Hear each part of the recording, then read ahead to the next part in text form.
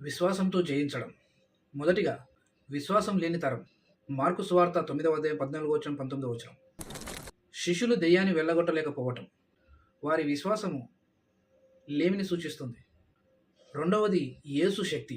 Mark సువార్త 9వ అధ్యాయం 20 27. విశ్వసించు వానికి సమస్తమును సాధ్యమే అని యేసు ప్రకటించడం. మన పరిమితులకు మించి యేసు శక్తిని నమ్మడం, తద్వారా గొప్ప కార్యాలు జరుగుతాయి. మూడవది ప్రార్థనతో విజయం. మార్కు సువార్త 9వ అధ్యాయం 28 29.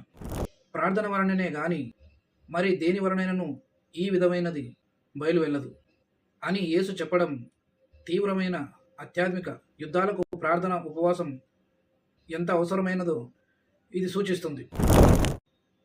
మన బలహీనతల గురించి ప్రార్థనలో మరియు విశ్వాసముతో దేవుని శక్తిని ఆశ్రయించాలి.